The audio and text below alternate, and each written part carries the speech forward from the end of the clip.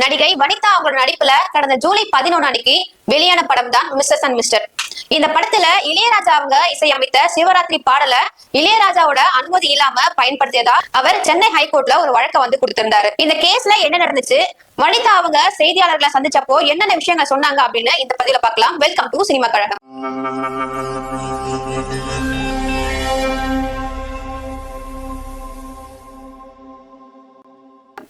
1990ஆம் ஆண்டு கமலஹாசன் அவங்க நடிப்புல வெளியான படம் தான் மைக்கேல் மதன் காமராஜர். இந்த படத்துல இடம்பெற்றிருக்கிற பாடல் தான் சிவராத்திரி. இந்த பாடல மிஸ்ஸஸ் அண்ட் மிஸ்டர் படத்துல இருந்து நீக்க கோரி சென்னை ஹைகோர்ட்ல இளையராஜா அவங்களோட தரப்புல ஒரு வழக்கு கொடுக்கப்பட்டுச்சு.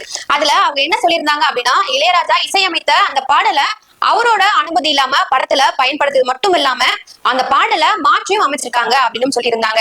அது மட்டும் இல்லாம இந்த படத்துல இருந்து அந்த பாடலை உடனே நீக்கணும் அப்படின்னு வலியுறுத்தி இருந்தாங்க. இந்த கேஸ ஒரு அவசர வழக்கா எடுத்து விசாரிக்கணும் அப்படின்னு இளையராஜா சார்பா வழக்கறிஞர் ஏ சரவணன் அவங்க நீதிபதி செந்தில்குமார் ராமூர்த்தி அவங்க கிட்ட மேல்முறையீட்ட வச்சாங்க.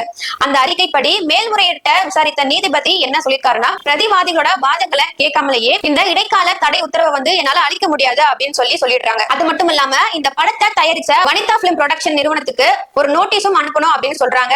ஒரு வாரத்திலேயே இதுக்கான பதில் மனுவை தாக்கல் செய்யணும் அப்படின்னு உத்தரவிட்டு இந்த வழக்கை தள்ளி வைக்கிறாங்க. பொதுவா ஒரு படத்தோட ஒளிப்பதிவு, படத்தோட பதிப்புரிமை, இசைப்படைப்பு இது எல்லாமே ஒரு படத்தோட தயாரிப்பாளர் கிட்ட தான் இருக்கும் அப்படின்னு உணர்ந்த நீதிபதி இசையமைப்பாளர் இளையராஜாவோட பாடலை பயன்படுறதுக்கு முன்னாடி அதுல இருக்கிற சிக்கலை ஆராயணும் அப்படின்னு சொல்லியிருந்தாரு. இளையராஜா சார்பா ஆஜரான வழக்கறிஞர் ஏ சரவணன் என்ன சொல்லியிருக்காரு அப்படின்னா, மிஸ்ஸஸ் அண்ட் மிஸ்டர் படத்தோட தயாரிப்பாளர்கள் இளையராஜாவோட ஆளுமை உரிமையை விளம்பரப்படுத்துவதற்காக ஒரு விளம்பரத்துல அவரோட பேரை அனுமதி இல்லாம பயன்படுத்திருக்காங்க. இதுக்கான உரிமை அவங்களுக்கு கிடையாது அப்படின்னு சொல்லியிருக்காங்க. இந்த பாடலோட பதிப்புரிமை இளையராஜா கிட்ட தான் இருக்கு. கண்டிப்பா இந்த பாடலை பயன்படுத்தும் போது அவங்களோட உரிமையை கண்டிப்பா இவங்க வாங்கிருக்கணும் அப்படின்னு சொல்லியிருந்தாங்க. நடிகை வனிதா அவங்களோட சார்பா ஆஜரான வழக்கறிஞர் ஸ்ரீதர் என்ன சொல்லியிருக்காரு அப்படின்னா, 1990ஆம் ஆண்டு வெளியான மைக்கேல் மதன் காமராஜன் திரைப்படம் எக்கோ ரெக்கார்டிங் நிறுவனத்தால தயாரிக்கப்பட்டுச்சு. வனிதா அவங்க தயாரிப்பாளர் கிட்ட இருந்து இந்த பாடலை பயன்படுத்த உரிமையும் வாங்கியிருக்காங்க அப்படின்னு சொன்னாங்க. சோ ரெண்டு பேரோட வாதங்களையும் கேட்டு நீதிபதி செந்தில்குமார் ராமூர்த்தி என்ன சொல்லிருக்காருன்னா,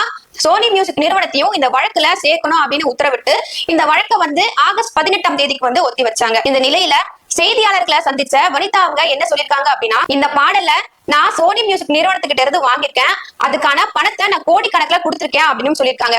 அது மட்டும் இல்லாம இளையராஜா அவங்கள நான் நேர சந்திச்சு இதுக்கான இன்விடேஷன் நான் கொடுத்தேன். அப்ப இன்விடேஷன் அவர் பார்த்தாரு. அதை பார்த்துட்டு எனக்கு பிளெஸிங்கும் கொடுத்திருந்தாரு. அவர் நினைச்சிருந்தா இது தப்புமா, இப்படி நீங்க யூஸ் பண்ணக்கூடாது, இதை எடுத்துருங்க அப்படின்னு சொல்லியிருந்தா நான் கண்டிப்பா எடுத்திருப்பேன்.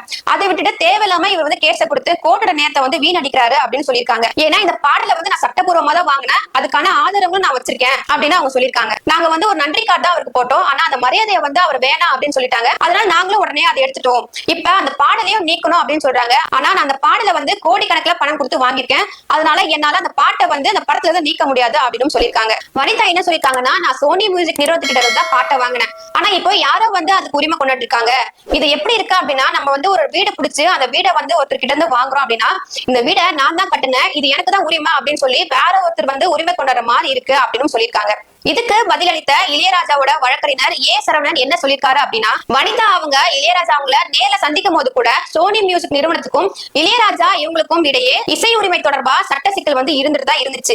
இவங்க இளையராஜா அவங்கள நேர்ல சந்திச்சப்ப கூட இந்த பாட்டை நான் இந்த படத்துல பயன்படுத்த போறேன் அப்படின்னு எந்த ஒரு அனுமதியும் வாங்கல அப்படின்னு சொல்றாங்க. இந்த படத்துல இருந்து இந்த பாட்டை நீக்கிறதுக்காக நாங்க சட்டப்பூர்வமா நடவடிக்கை எடுத்துக்கிட்டு தான் இருக்கோம் அப்படின்னு சொல்லியிருக்காரு. அது மட்டும் இல்லாம இளையராஜாவோட நேமையும் போட்டோவையும் இந்த மாதிரி விளம்பர ஊடகங்கள்ல பயன்படுத்த மட்டும் இல்லாம அதே நேரத்துல இந்த மாதிரி இயல்புடைய படங்கள்ல கனெக்ட் பண்றது அப்படின்றது ஏற்றுக்கொள்ளத்தக்கது அல்ல அப்படின்னு சொல்லியிருக்காரு. இந்த பாடலையும் இளையராஜாவோட பிம்பத்தையும் தவறா பயன்படுத்துவதை குறித்து நாங்க சட்டப்பூர்வமா நடவடிக்கை எடுத்துக்கிட்டு தான் இருக்கோம் அப்படின்னு சொல்லியிருக்காங்க. இந்த நிலையில இளையராஜாவோட குடும்பத்தோட மருமகள் அப்படின்னு வனிதா அவங்க சொன்ன விஷயம் பொதுமக்கள் கிட்ட அதிக ஆர்வத்தை ஏற்படுத்தியிருக்கு. இசையமைப்பாளர் இளையராஜா அவங்களுக்கு கார்த்திக் ராஜா மற்றும் யுவன் சங்கர் ராஜா அப்படின்னு 2 மகன்கள் இருக்காங்க. இந்த நிலையில வனிதா அவங்க சொன்ன விஷயத்தை வச்சு பார்க்கும்பொழுது ஏற்கனவே காதலோ அல்லது திருமணம் குறித்து ஏதாச்சும் விவாதம் இருந்துச்சா அப்படின்னு பல்வேறு மக்கள் கேள்விகளை ஏற்பட்டு வந்துட்டு இருக்காங்க. இப்ப வரைக்குமே சட்ட நடவடிக்கை நடந்துட்டு தான் இருக்கு. ஆனாலுமே சோனி மியூசிக் நிறுவனமும் இளையராஜாவும் இந்த பாடலோட இறுதி உரிமை நிலை குறித்து அதிகாரப்பூர்வ பொது அறிவிக்கை இன்னும் வெளியிடல அப்படின்னு சொல்லலாம். இந்த வழக்கு அடுத்த மாதம் ஆகஸ்ட் 18ஆம் தேதிக்கு ஒத்தி வச்சிருக்காங்க. அந்த இயரிங்ல தான் வழக்கோட தீர்ப்பு என்ன அப்படின்றது நமக்கு தெரிய வரும். அதுவரை உங்களிடமிருந்து விடைபெறுவது நான் பிரதீக்ஷா.